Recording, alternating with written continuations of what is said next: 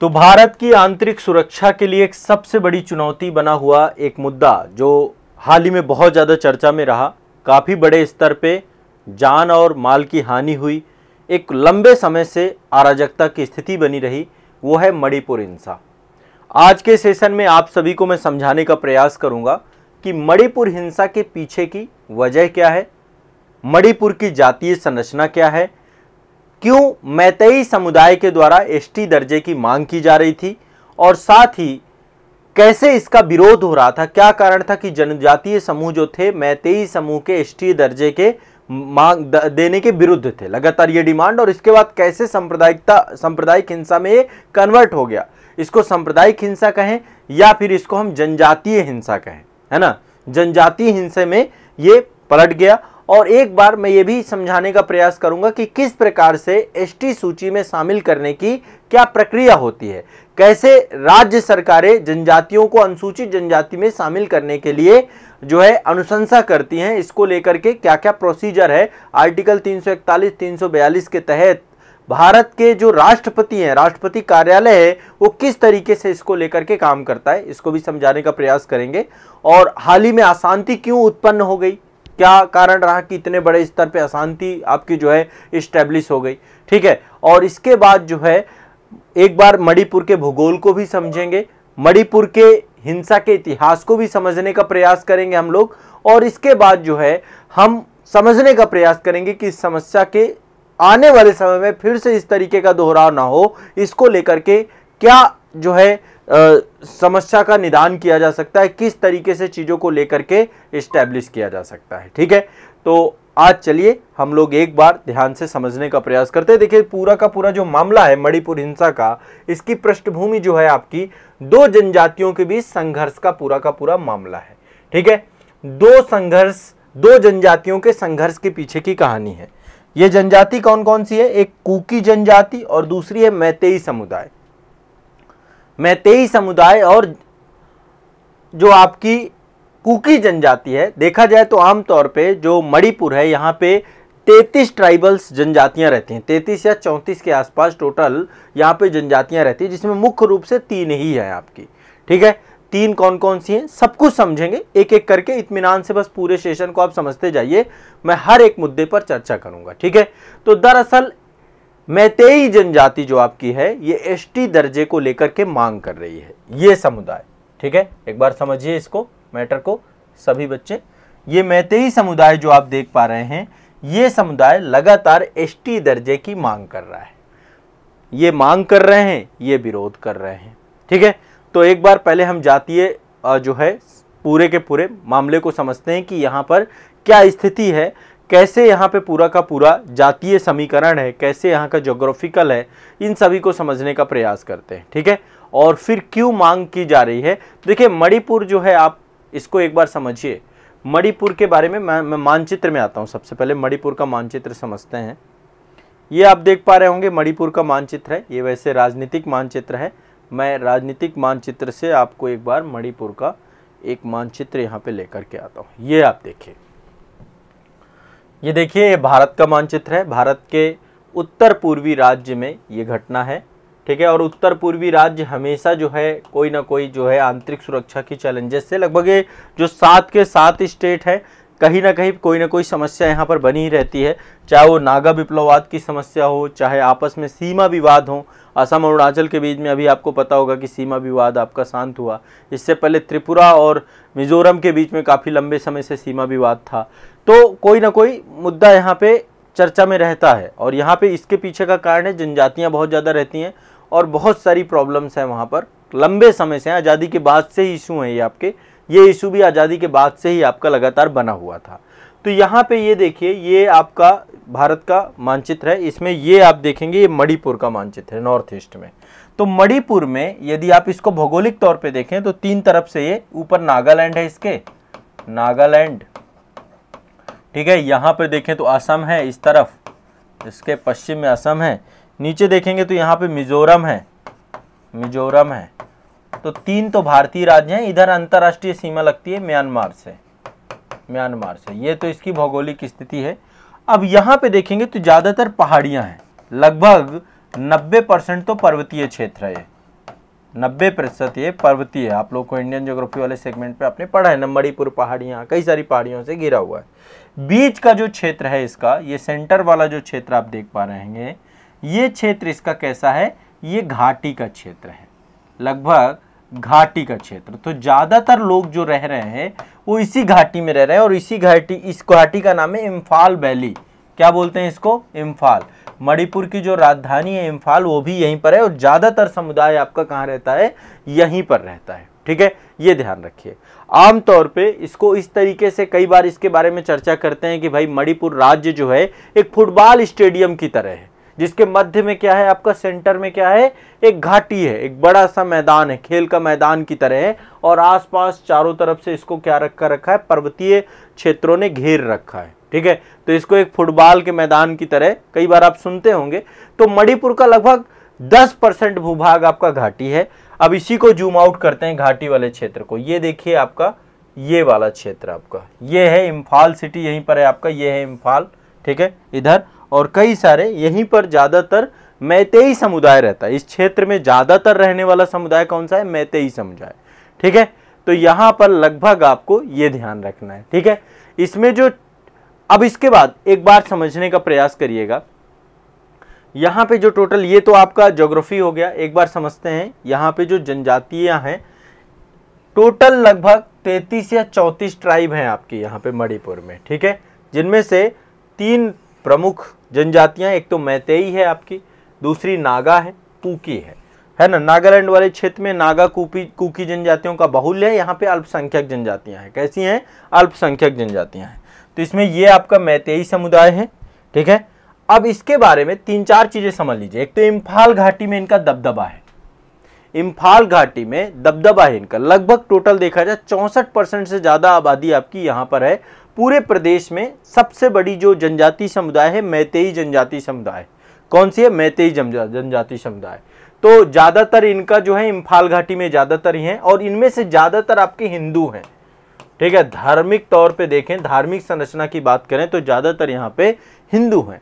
Total Manipur की विधानसभा, जो इसका पॉलिटिकल पावर है, टोटल विधानसभा की बात करें तो टोटल विधानसभा में 60 सीटें हैं। 60 में से 40 सीटें मैतेई समुदाय के पास हैं, मैतेई समुदाय के पास हैं। आप समझ सकते हैं राजनीतिक तौर पे एक बड़ा दबदबा है इसका, है ना।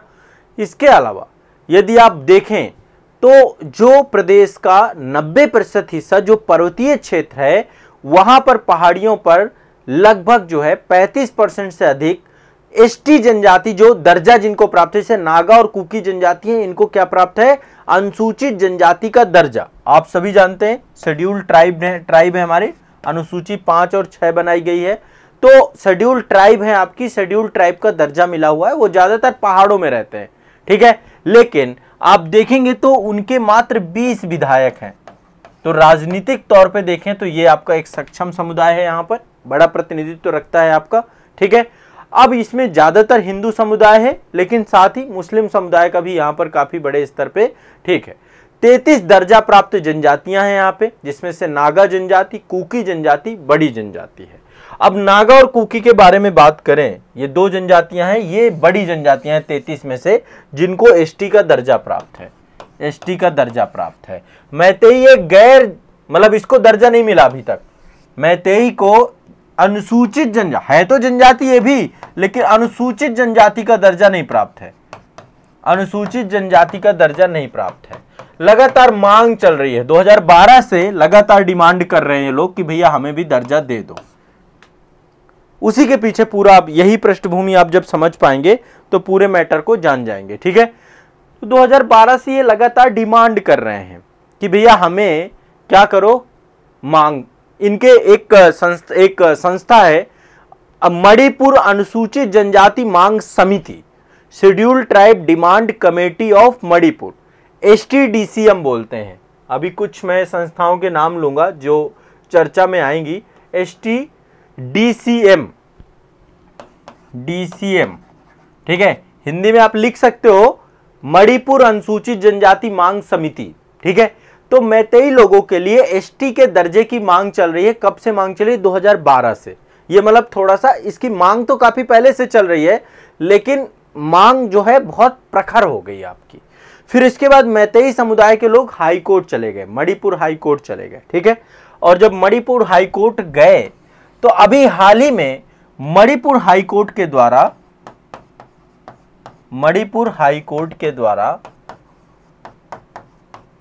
राज्य सरकार से ये कहा गया, आमतौर पे आसान भाषा में यदि आप समझें तो राज्य सरकार से कहा गया कि भाई मैतेई समुदाय को आप क्या करिए, सम्मिलित करिए। किसमें सम्मिलित करिए? एसटी में सम्मिलित करिए। इसके लिए आवश्यक जो दस्तावेज हो, आवश्यक जो डॉक्यूमेंट हो, सेंट्रल गवर्नमेंट को भेजिए और इस समुदाय को भेजने का प्रयास करिए।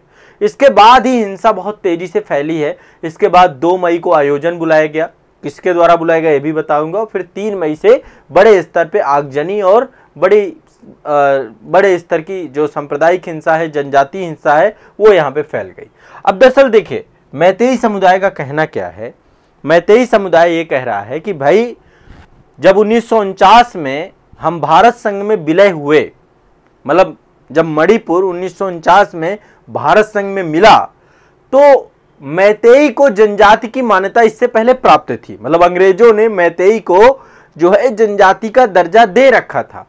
तो मैतेई समुदाय ये मानता है कि उसको फिर से एसटी का दर्जा मिलना चाहिए ताकि उनके बहुत सारे अधिकारों को संरक्षित किया जा सके, चाहे वो पैतृक भूमि की बात हो, चाहे उनकी परंपरा हो, चाहे उनकी संस्कृति हो। आपको पता है कि जनजातियों के संरक्षण को लेकर के कार्य किया जाता है, ठीक है।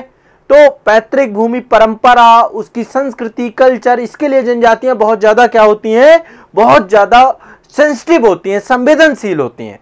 तो ऐसे में मैतेई समुदाय का भी यही डिमांड है कि भैया जब हम पहले थे 1949 से पहले, तो हमें भी आप जो है अनुसूचित जनजाति के तौर पे मान के चलिए। अब आपको पता है कि पहले जब 1949 में मणिपुर भारत संघ का हिस्सा बना, तो पहले अनुसूची इसको केंद्र शासित प्रदेश के तौर पे रखा गया था। 1972 में केंद्र शासित प्रदेश से इसको पूर्ण राज्य का दर्जा दिया गया, ठीक है। और भारत का 19वां राज्य बना, ठीक है, 19वां राज्य बना मणिपुर में। और बहुत सारे कई मैटर हैं, जब आप इंटरनल सिक्योरिटी की क्लास पढ़ेंगे पेड बैच में, तो वहां पर मैंने आपको इनर लाइन परमिट सिस्टम के बारे में पढ़ाया था, ठीक है। तो 1972 में जब मणिपुर केंद्र शासित प्रदेश बना, तो मैतेई समुदाय का मानना था कि जो बाहर के लोग हैं, है ना, बाहर के लोग मतलब जो मणिपुर के बाहर के हैं या जो जनजातीय कल्चर से बाहर के लोग हैं, वो मणिपुर में आकर के कहीं ऐसा ना हो कि उनकी जगहों पे बसें। तो पहले वो इनर लाइन परमिट सिस्टम की मांग कर रहे थे, कह रहे थे हमें भी क्या होना चाहिए, संवैधानिक सुरक्षा होनी चाहिए। राज्य में पहाड़ी क्षेत्रों से उन्हें प्रतिबंधित रखा गया है और जनजातियां लगातार कम होती जा रही। इनका कहना है कि पहले हमारी जो संख्या थी वो टोटल 64% के आसपास थी और अब 64% से घट करके हम क्या हो गए हैं, टोटल 53% में आ गए हैं। तो मैतेई समुदाय कह रहा भैया हमें संरक्षण की जरूरत है, हमारी जो संख्या है वो कम हो रही है, ठीक है। हमारा जो पैतृक भूमि है वो लगातार दूसरे कब्जा कर रहे हैं उसमें, तो इसलिए हमें भी अनुसूचित जनजाति का दर्जा दिया जाए। यही मांग है जिस मांग का विरोध हुआ और इस मांग के विरोध के परिणाम स्वरूप जो है बड़े स्तर पे आप सभी को पता है कि क्या हुआ, ये सब जानते हैं, ठीक है। अब एक बार थोड़ा सा पूरे मैटर को, ठीक है, तो आप समझिए, मैंने आपको पहले बताया कि मणिपुर की जातीय संरचना क्या है। मणिपुर की जातीय संरचना की बात करें तो टोटल यहाँ पे 10% भूभाग जो इम्फाल घाटी का है, यहाँ पे मैतेई जनजाति रहती है, जो कि गैर जनजाति समुदाय के तौर पे अभी है। ये लगातार मांग करी कि मुझे जनजाति समूह के तौर पे लेकर के आ जाइए। तो और 60 में से लगभग 40 विधानसभा सीटें इनके पास हैं, तो ये राजनीतिक तौर पे सशक्त है, ठीक है। और ज्यादातर हिंदू हैं और यहाँ पे जो ये जनजाति है, यहाँ पे अल्पसंख्यक जनजाति है, नागा और कुकी जनजाति।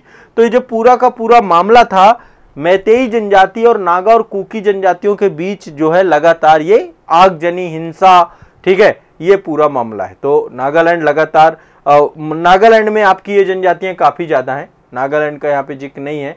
तो मणिपुर लगातार इस समय धधक रहा था। इतना खूबसूरत पहाड़ियों में बसा हुआ जो प्रांत है, खूबसूरत सिटी है, वो पूरी तरीके से आगजनी का शिकार हुआ। लगातार यहाँ पे हिंसा हुई, बड़ी संख्या में लोग जो है यहाँ पे हताहत हुए। ये पूरा मामला है मणिपुर हिंसा का। ठीक है, ये मणिपुर हिंसा का पूरा मामला है। अब आप लगभग मामले को समझ गए होंगे कि मामला क्या है। ठीक है, इतना तो आप समझ गए होंगे।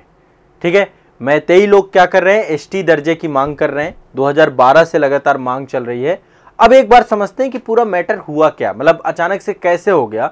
यहाँ पे मैं आपको 4 पॉइंट बताऊंगा, 4 पॉइंट से आप समझ जाएंगे पूरे के पूरे मामले को। लेकिन इससे पहले एक टाइमलाइन आपको बताने का प्रयास करूंगा कि भाई टाइमलाइन क्या रही, कैसे पूरा का पूरा मामला इतना ज्यादा चर्चा में आ गया, कैसे ये पूरा मामला इतना बढ़ा। दरअसल यहाँ पे जो मुख्यमंत्री, यहाँ के जो सीएम हैं, उनका नाम है बीरेन सिंह। क्या नाम है उनका? बीरेन सिंह। देखिए यहाँ पे एक ये है जगह, ठीक है, बीरेन सिंह। तो यहाँ पे एक जगह है जिसका नाम है चूड़ाचांदपुर। यहाँ पे ये वाला देख सकते हैं, ये टोटल 16 जिले हैं शायद मेरे ख्याल से, है ना। अभी एक बार देख, हाँ 16 जिले हैं इसमें। मणिपुर का ये वाला मानचित्र देख रहे हैं ना आप, टोटल 16 जिले हैं। तो 27 अप्रैल को जो सीएम थे, यहाँ के मुख्यमंत्री थे बीरेन सिंह, चूड़ाचांदपुर पे उन्होंने एक जिम का उद्घाटन किया था, ओपन जिम का उद्घाटन किया था। तो जैसे उद्घाटन करने वाले थे, मतलब 27 अप्रैल 2023 की बात कर रहा हूं, यहाँ पे उद्घाटन करने वाले थे, तो वहां पे पहले आग लगा दी गई इसके विरोध में। इससे पहले हाई कोर्ट का निर्णय आया था कि भाई आप मैतेई समुदाय के लिए राज्य सरकार जो है आवश्यक डॉक्यूमेंट प्रस्तुत करे, किसके पास? सेंट्रल गवर्नमेंट के पास। ठीक है, फिर 28 अप्रैल को क्या हुआ, चूड़ाचांदपुर में से जुड़े हुए 5 जिले जो हैं आसपास के, इन सभी में इंटरनेट सेवाएं बंद कर दी गई। अभी हाल ही में बड़ा चर्चा में चल रहा है कि भैया यहाँ पे इंटरनेट सेवाएं को फिर से बहाल किया जाए। हाई कोर्ट में याचिका लगी हुई है, अभी उसके बारे में भी चर्चा करेंगे। तो 28 अप्रैल को चूड़ाचांदपुर जो आपका है, इसके आसपास के इलाकों में हर जगह में क्या किया गया, इंटरनेट को बंद कर दिया गया। ठीक है, धारा 144 लगा दी गई। प्रदर्शनकारियों और सुरक्षा बलों के बीच में लगातार झड़प की खबरें आ रही थी। अब सबसे ज्यादा मामला गड़बड़ हुआ 2 मई के बाद। 2 मई को all tribal student union of Manipur, इस संस्था का नाम भी आप एक बार थोड़ा सा जान लीजिए। ये बहुत बड़ी जिम्मेदार है इस पूरी घटनाक्रम के लिए। ये संस्था ATSUM, all tribal student union of Manipur, ठीक है, इसके द्वारा इम्फाल में एक रैली निकाली गई। ठीक है, जनजातीय एकता समुदाय को लेकर के एक रैली निकाली गई और उस रैली के बाद ही आपकी क्या हुई, हिंसा भड़क गई। 3 मई को ये पूरी की पूरी रैली थी। 2 मई को आह्वान किया गया था, 3 मई को जो है आपकी रैली का जो है आपका, उसके बाद ही इलाकों में लगातार हिंसा होनी चालू हो गई। ठीक है, जितने भी एरिया थे उन सभी एरियो में लगातार हिंसा हुई, आगजनी हुई।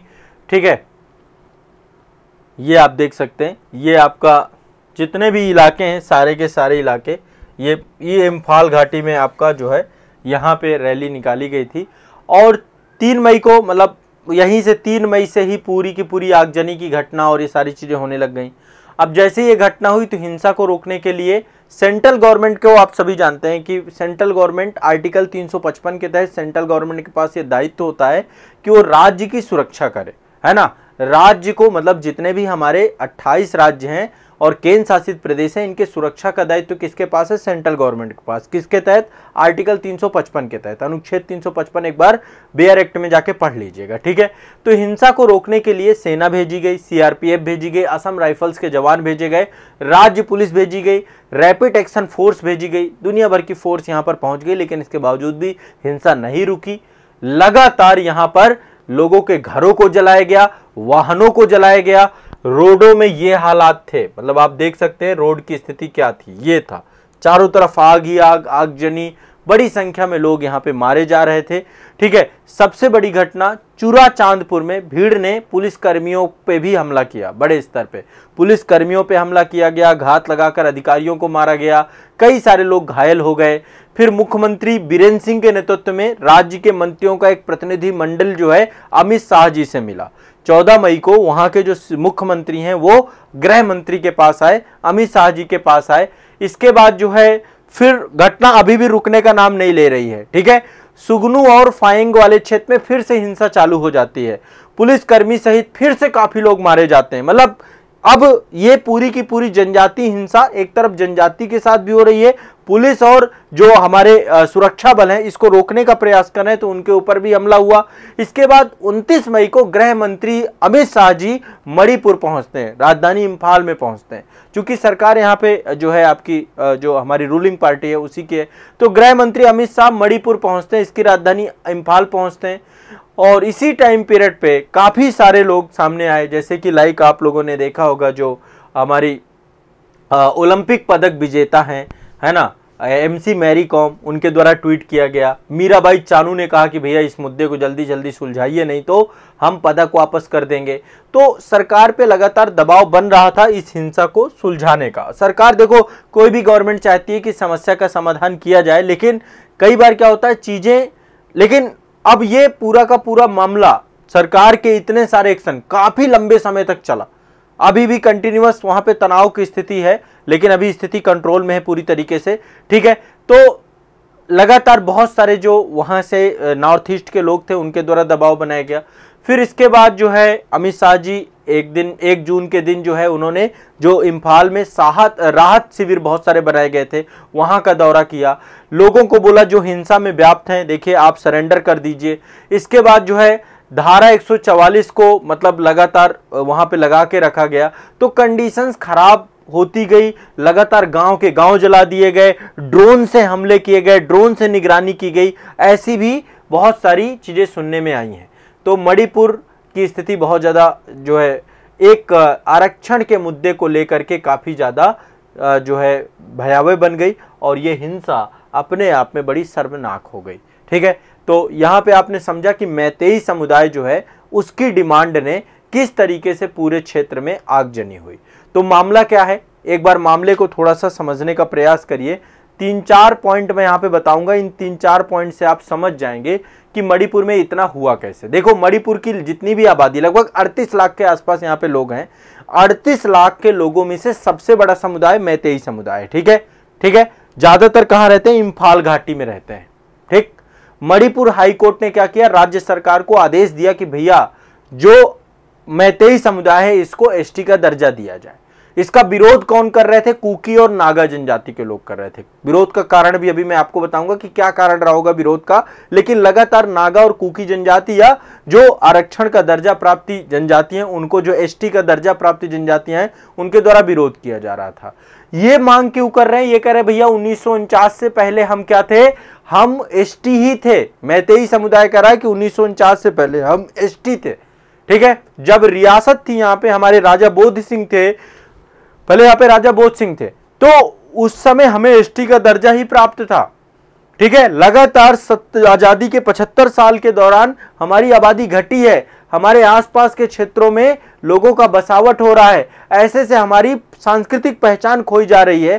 तो इसी का विरोध कर रही है नागा और कुकी जनजाति, ठीक है। वो कह रहे हैं कि भैया ज्यादातर लोग तो यही हैं, इनका परसेंटाइल ज्यादा है, इनका राजनीतिक प्रभाव ज्यादा है, ये बहुसंख्यक वर्ग है यहाँ पे, तो ऐसे में जो है मणिपुर में इनका दबदबा है, 60 में से 40 सीटें इनके पास है राजनीतिक तौर पे ये, तो इनको पता है कि यदि मतलब मैतेई को यदि आरक्षण मिल जाएगा तो ऐसे में फिर उनके जो अधिकार हैं, उनके जो हक हैं, उन हकों को जो है वो समाप्त हो जाएंगे, कम हो जाएंगे, मतलब अपने अपने अधिकारों अपने अपने हितों की बात हो रही है।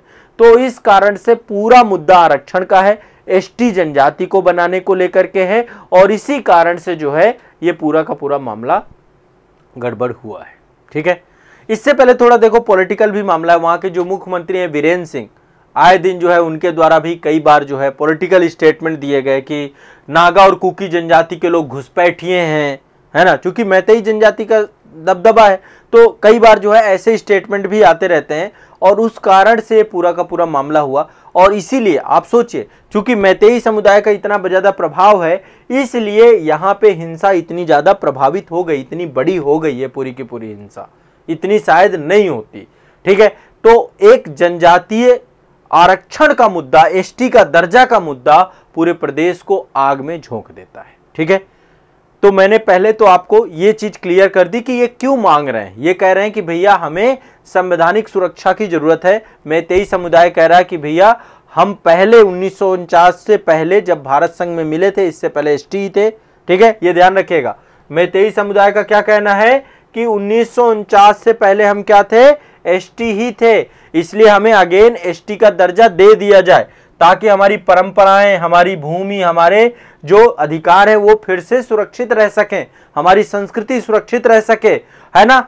लेकिन इसी का विरोध कौन कर रहा है, कुकी जनजाति। क्यों कर रहे हैं, अब इनको एक बार मैं थोड़ा सा आपको समझाता हूं। ये क्या चाह रहे हैं, ये कह रहे हैं देखिए इनकी राजनीतिक लाभ इनको ज्यादा है, मैतेई समुदाय को अधिक ज्यादा उन्नत है इनके पास, ये चाहे इकोनॉमिक तौर पे देखें या एजुकेशनल तौर पे देखें, मैतेई समुदाय ज्यादा प्रभावशाली है। तो यदि मैतेई समुदाय को एसटी का दर्जा मिल जाएगा तो नागा और कुकी जनजाति के लोग कह रहे हैं कि भैया हमें ना तो नौकरियों में, मतलब नौकरियों के अवसरों में हानि होगी, आपको पहाड़ी क्षेत्रों में भूमि प्राप्ति जो उन्हें हो जाती है उससे वो बेदखल हो जाएंगे, ठीक है। और ऐसे में इन्होंने ये भी कहा कि जो मैतेई लोग हैं उनकी भाषा मणिपुरी है, वो संविधान की 8वीं अनुसूची में शामिल है, तो ऐसे में मतलब उनको कोई जरूरत नहीं है, ठीक है। उनकी तो जो लैंग्वेज है मणिपुरी, उसको तो ऑलरेडी संवैधानिक संरक्षण प्राप्त है, उसे तो 22 भाषाओं में सम्मिलित किया गया है, तो जरूरत हमें है। नागा और कुकी कहते हैं कि भैया हमारे ऊपर डेवलपमेंट करिए, हमारे ऊपर, हम अल्पसंख्यक वर्ग हैं, इसलिए लगातार विरोध कर रहे हैं कि इनके हितों को लेकर के समस्या न आए। अब देखो मुद्दा क्या है, कैसे कोई जनजाति जो है एक अनुसूचित जनजाति में सम्मिलित होती है, पहले इसको समझिए, आपके एग्जाम के लिए बहुत जरूरी है।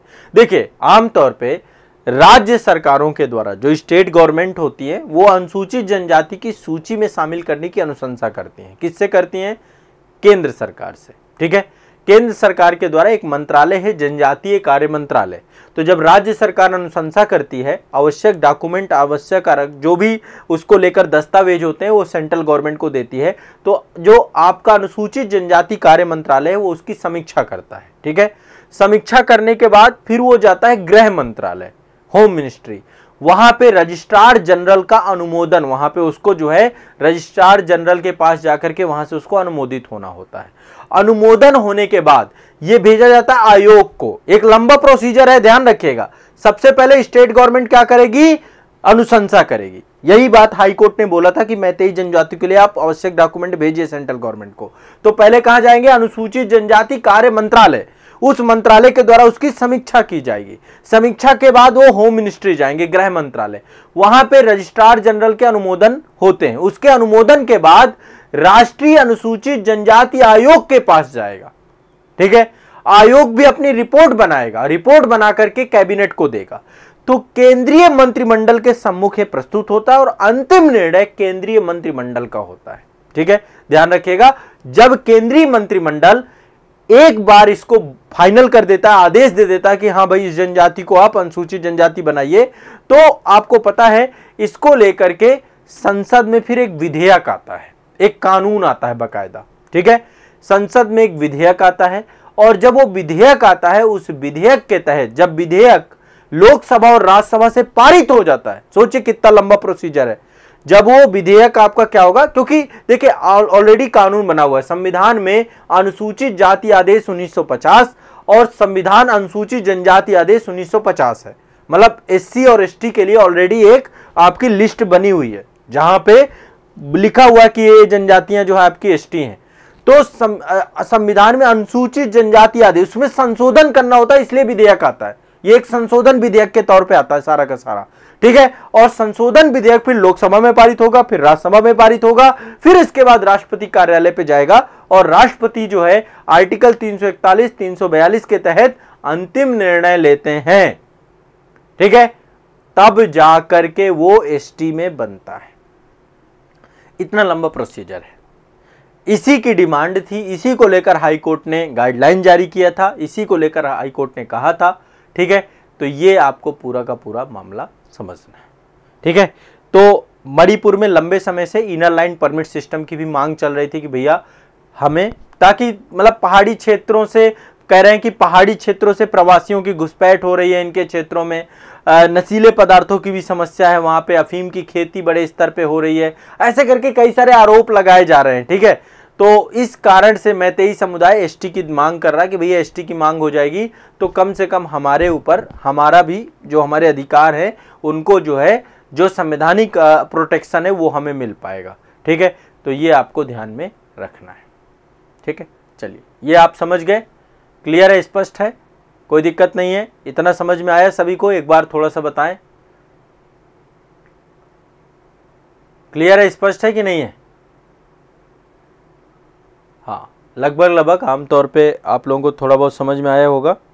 संविधान, हाँ, ये संविधान संशोधन विधेयक नहीं है, संविधान संशोधन विधेयक नहीं होता ये, संविधान नहीं, ये एक एक्ट है आपका अधिनियम है, उसके उसमें एक पूरा ये आदेश है आपका, संविधान आदेश, अनुसूचित संविधान अनुसूचित जाति आदेश 1950, संविधान अनुसूचित जनजाति आदेश 1950, तो इसमें जो है आपका संशोधन करना होता है, पर्टिकुलर संविधान संशोधन नहीं है आपका, ठीक है। तो बहुत सारा मामला है, देखो और पीछे की कहानी यदि बैकग्राउंड पे जाएंगे तो बहुत अलग है, मतलब कि कहते हैं कि इससे पहले जो है कुकी जनजाति जहां पे रहती थी उसके ग्राम के निवासियों को बेदखल किया जा रहा था, ठीक है। कई जिलों से लगभग 38 गांवों को अवैध बस्ती के तौर पे जो है उनको अवैध बस्तियां घोषित कर दी गई थी। अतिक्रमणकर्ता जो है कुकी जनजाति के लोगों को घोषित कर दिया गया था। अफीम की खेती और नशीली दवाओं के कारोबार के लिए उनके क्षेत्रों को जो है वहां पे अतिक्रमण किया गया, आरोप लगाया गया। तो इस तरीके से उनका निष्कासन किया जा रहा था कुकी जनजाति के लोगों का।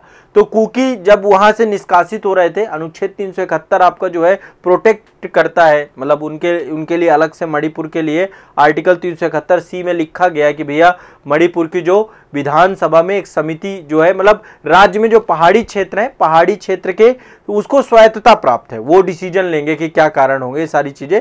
राज्यपाल को स्पेशल पावर होती है, ग्राम सभा को स्पेशल पावर होती है, आर्टिकल 371 आप लोग एक बार पढ़िएगा, ठीक है। तो वो सब चीजें बैकग्राउंड में चल रही थी और लेकिन साथ में ये मुद्दा निकल के आ गया और इस कारण से इतने बड़े स्तर की मामला हो गया। अब होना क्या चाहिए भैया, देखो होना क्या चाहिए, दरअसल फिर से इसको एक बार नए सिरे से मूल्यांकन करने की आवश्यकता है पूरे मामले की, कि एसटी का दर्जा मिलना चाहिए कि नहीं मिलना चाहिए। इससे पहले कई सारी कमेटी बनाई गई हैं। पहले एक लोकुर समिति बनाई गई थी 1965 में, 1965 में लोकुर कमेटी बनाई गई थी। इसके द्वारा कई सारी रिकमेंडेशन की गई थी।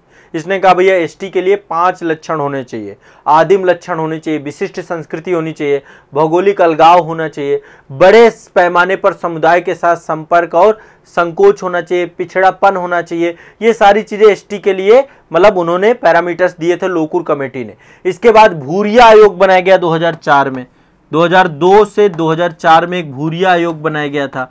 तो भूरिया आयोग ने भी कई सारी बातें कही थी कि भाई जनजातीय भूमि और वर्ण, स्वास्थ्य, शिक्षा और इनके लिए क्या, इन पे ध्यान केंद्रित करने के लिए क्या क्या काम करना चाहिए। इसके बाद 2023 में प्रोफेसर वर्जीनियस सासा की एक अध्यक्षता में कमेटी बनाई गई थी 2013 में, ठीक है। तो 2013 में भी 5 मुद्दों पे बात हुई थी कि भाई इनका आजीविका और रोजगार क्या है, शिक्षा कैसी है, स्वास्थ्य कैसा है, ठीक है, इनका प्रवासन माइग्रेशन तो नहीं हो रहा, यहाँ पे कोई दूसरे लोग तो आके नहीं रह रहे हैं, यहाँ पे संवैधानिक मामला क्या है, संविधान क्या कहता है इसको लेकर के, ये सारे मैटर को समझने का प्रयास करना है, ठीक है। इसके बाद पहली चीज तो एक बार फिर से रिव्यू होना चाहिए और रिव्यू होने के बाद फिर उसी हिसाब से फिर से अगेन क्या होने चाहिए, स्टेप लेने चाहिए, ठीक है। तो पहला है रिव्यू की बात। दूसरा, म्यांमार से जो अवैध घुसपैठिए आ रहे हैं, बड़े स्तर पे जो है म्यांमार से घुसपैठिए आ रहे हैं, तो इन घुसपैठियों को म्यांमार सरकार से बात करके, देखो म्यांमार की बॉर्डर जिन जिन राज्यों में लग रही वहां अराजकता बहुत ज्यादा है, चाहे वो नागालैंड हो, चाहे मणिपुर हो, चाहे अरुणाचल हो, हर जगह, ठीक है। वहां एक तो छिद्रित बॉर्डर है, पूरी तरीके से सीमा के आर पार जा सकते हैं और वहां पे बड़े स्तर पे कैंप लगे हुए हैं जो वहां से भारत में जो अराजक तत्व हैं वो आकर के भारत को अस्थिर करने का प्रयास करते हैं। तो म्यांमार बॉर्डर को भी क्या करना चाहिए, सुरक्षित करने का प्रयास करना चाहिए सरकार को बड़े स्तर पे, ठीक है। आपसा के बारे में आप सभी जानते हैं, वहां पे आपसा लगा हुआ है, सशस्त्र बल विशेष अधिकार अधिनियम। मणिपुर की इरोम शर्मिला के बारे में आप सभी जानते हैं, उन्होंने लगभग 14 साल तक का वहां पे उपवास रखा, भाई इसे हटा लिया जाए, लेकिन ये ऑलरेडी लगा हुआ है। अभी जो स्थिति परिस्थिति है, ऐसे में सरकार को सुनिश्चित करना चाहिए कि आपसा में सुधार करे ताकि लोगों में एक विद्रोह की भावना कम हो। दूसरा, कानूनी व्यवस्था को बहुत निष्पक्ष और पारदर्शी करें, ऐसा न रहे कि मैतेई समुदाय का दबदबा है तो मैतेई समुदाय के लोगों के लिए ही प्रभावशाली रहे। सुरक्षा बलों द्वारा शक्ति के दुरुपयोग को रोका जाए, ऐसा ना हो कि सुरक्षा बल भी अपनी शक्ति का दुरुपयोग करें। मैतेई समुदाय के पक्ष में होने वाली जो कार्रवाइयां हैं वो नहीं होनी चाहिए, एक तरफा कार्रवाई नहीं होनी चाहिए, इन सब चीजों को ध्यान में रखना चाहिए। और सरकार को इस क्षेत्र के लोगों को अपनेपन की भावना, स्वामित्व की भावना, खुद को निर्णय लेने की भावना, उनकी भागीदारी को प्रोत्साहित करना, इन सब पे बहुत ज्यादा काम करने की जरूरत है। क्यों? क्योंकि देखो ये जो जनजातियां हैं ना, ये नागा समुदाय की जनजातियां हैं, नागा और कुकी। नागालैंड में वैसे भी ऑलरेडी लंबे समय से एक अलगाववाद का मुद्दा चल रहा था। पहले तो भारत से अलग होने की बात थी, फिर ग्रेटर नागालैंड की बात थी। और यदि ये समुदाय यहाँ पे जरूर अल्पसंख्यक है, फिर नागालैंड में यदि किसी तरीके की अराजकता की स्थिति बनती है तो वो अपने आप में बहुत ज़्यादा बुरी स्थिति में ले आएगा। ठीक है, तो ये आपको ध्यान रखना है। ये टोटल पूरा का पूरा मामला है, जो इसीलिए देखो मणिपुर का हिस्सा भी शामिल है ग्रेटर नागालैंड में। अधिकारों की राइट की बात है, क्योंकि यहाँ पर एक ये पूरा का पूरा मुद्दा बना रहता है। तो ये आपका पूरा का पूरा मामला मणिपुर हिंसा का था। शायद मुझे लगता है आप लोग समझ गए होंगे पूरे मामले को। मैंने आपको जो इम्पोर्टेंट महत्वपूर्ण चीज़ें थी समझाने का प्रयास किया है। अब आपको कुछ होमवर्क दे रहा हूँ इसमें कि आपको ये काम करना है। यदि आप ये 2-3 काम करेंगे तो शायद मेरे ख्याल से आपको और चीज़ें क्लियर हो जाएंगी। एक तो आर्टिकल 341 पढ़ लीजिएगा, आर्टिकल 342 पढ़ लीजिएगा, आर्टिकल 371C पढ़ लीजिएगा। ये 3 तो आप पढ़ ही लीजिएगा, आर्टिकल 341, 342 और आर्टिकल 371C। बेयर एक्ट में जाना है, मैंने क्लास में पढ़ाया, पॉलिटी की क्लास में आप देखेंगे तो बेयर एक्ट में मैंने चर्चा की है, क्लास में पढ़ाया है, सारी चीज़ें बताई हैं। आप एक बार फिर से इसको एक बार देख लीजिएगा। ठीक है, क्लियर है, स्पष्ट है सभी को? सभी लोग एक बार देख लिया। अनुसूची 5 और 6 भी एक बार देख लीजिएगा, उसमें भी जो है आप लोगों को पता होनी चाहिए। तो ये पूरा मामला था। अब आगे इससे जुड़ी हुई यदि कोई और आगे की बात होती है, कुछ भी होती है, तो अगले सेशन में लेकर के आऊँगा। और आपको ये सेशन कैसा लगा एक बार इसमें प्रतिक्रिया जरूर दीजिएगा। मैं लगातार आप लोगों को जो इम्पोर्टेंट महत्वपूर्ण घटनाक्रम है उनके बारे में जानकारी देता रहूँगा। यदि आप किसी न्यूज़ के बारे में, कोई खबर के बारे में अच्छे से समझना चाहते हैं, जानना चाहते हो, तो मुझे कमेंट सेक्शन में ज़रूर बताएं। ठीक है, मैं पूरी कोशिश करूँगा कि आपको चीज़ें समझा पाऊँ और आपको बता पाऊँ। ठीक है, चलिए।